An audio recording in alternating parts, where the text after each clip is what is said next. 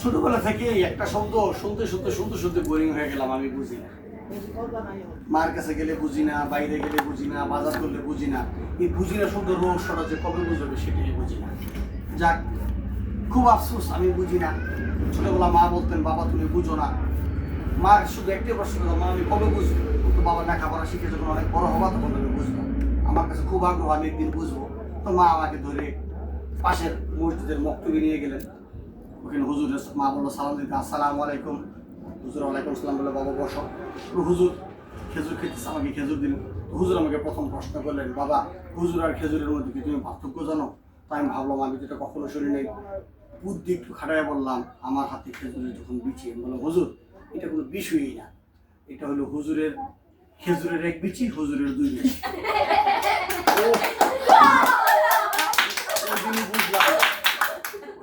তখন বুঝলাম যে আমি কিছুটা বুঝি। উমা কিছুক্ষণ পর হুজুরের বেদর পিটানি, তখন আমি বুঝলাম না যে আমি কি বুঝি নেই। বাসায় আসলাম, মা বলল, আমার এই মা বললো যে কি বুঝি না, কি বুঝি না, কি বুঝি না, ওটা আমি বুঝতে পারলাম না। তারপর মা আমাকে নিয়ে গেলেন মক্তবে, আর পড়া হলো না, আমাকে নিয়ে গেলেন স্কুলে। স্কুলে গেলাম, ইংলিশ মিডিয়াম স্কুল। মা বললেন স্যারকে সম্মান করবা, স্যারকে সম্মান করলাম। প্রথমে সালাম দিলাম, ক্লাসে বসলাম, সবাই দাঁড়ালো, দাঁড়াবো সারা স্টাইল করে বললাম যে ইংলিশ মিডিয়াম স্কুল, স্যার সালাম আলাইকুম। স্যার আমাকে বেদরক পিটানি দিলেন, ওদের বুঝলাম না এখানে স্যার আমাকে। তারপর স্কুল জীবন গন্ডি পের হয়ে এক সময় পার হলাম, পার হতে তো এক সময় মনের অজান্তে আমি হয়ে গেলাম ডাক্তার। রুগী আসছে, রুগী ট্রিটমেন্ট করছি, রুগীরা সবার সন্তোষ আমি খুব ভালো বুঝি। এখন মনে হয় আমি বড় হয়েছি, আমি সব কিছু বুঝি। বাসায় মার কাছে যখন বললাম, মা বলছো বাবা তুমি এখনো কিছু বুঝো না।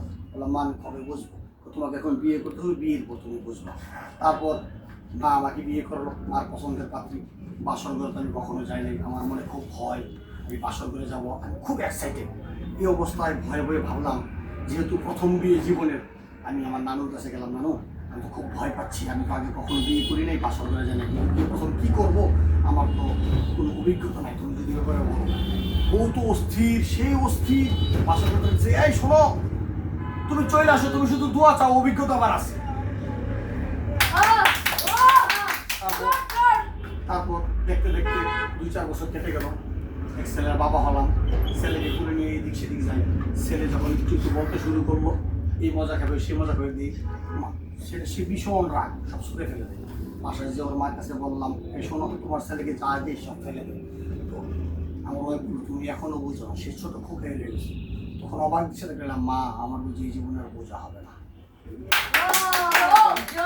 এরকম করতে করতে 2টা ছেলে হলো। দ্বিতীয় ছেলের ক্ষেত্রে আমি বুঝি না, তো ভাবলাম আল্লাহর কাছে চাই, আল্লাহ আমার যদি একটা কন্যা সন্তান হইতো তাহলে বোধ আমি বুঝবো। তো দেখতে দেখতে আল্লাহর ইচ্ছা আমি একটা কন্যা সন্তানের পিতা হলাম। এখন বুঝবো কন্যা সন্তান গেলে বের হই, মেয়ে তো আমার এটা সেটা চাইতেই না।